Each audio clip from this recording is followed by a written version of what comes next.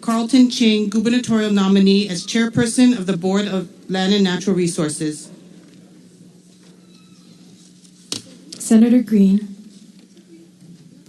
Madam President, I move for the filing of Standing Committee Report 913. Senator Slom. I second the motion. It's been moved and seconded. Is there any discussion? Discussion. Senator Slom. Thank you, Madam President. Colleagues. I'm very disheartened by this action.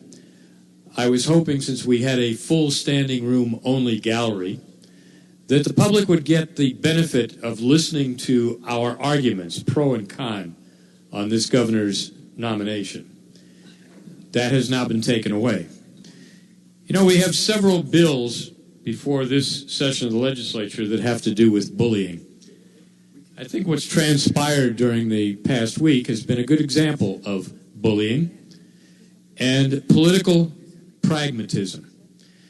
I can speak about this because, as you know, I'm not part of any of the clubs that take place in the Senate. Heck, I wasn't even invited into the majority caucus.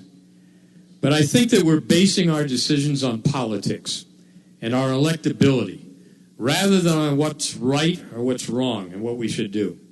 And in the process, we have further blurred the lines between separation of powers between the executive branch and the legislative branch. And we have besmirched the character of a good individual in this community. And I know, as I said last Thursday at the conclusion of the Waterland confirmation hearing, everyone had an opportunity and was encouraged to give their thoughts and to continue to talk to their legislators.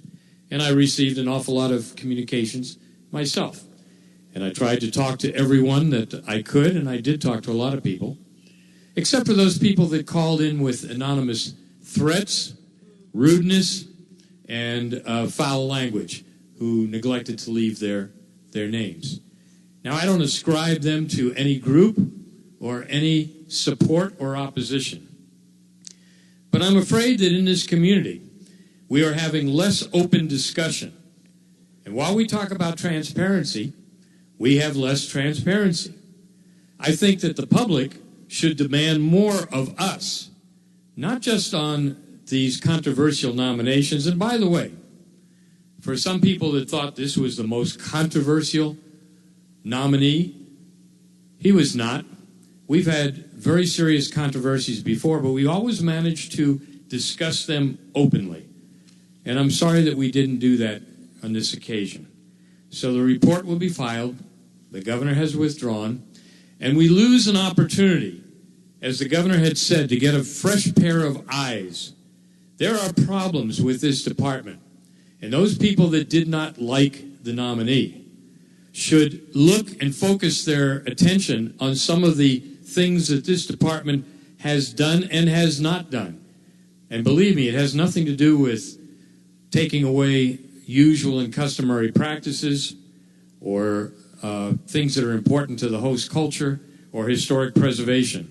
It has to do with simple things like what they've done with land that they are supposed to manage for all people in Hawaii. They have not done a good job. And we have this idea of putting people in because of a popularity contest, not because of the job that they can do. Well, we'll never know what can be done. And like the woman that I talked to from Kauai yesterday who said she really disliked the nominee because she dislikes his house. His house overlooks the ocean. And she disliked the lei that he was wearing on the day of the confirmation.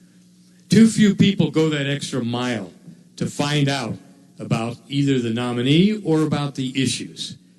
And I think that's really a shame. I think many more of us should uphold our responsibility to not only do due diligence, but to be independent of mind and thought, and to let the political chips fall where they may in doing the right thing. And so in this case, Madam President, we have a report. We have a lot of people that are very happy.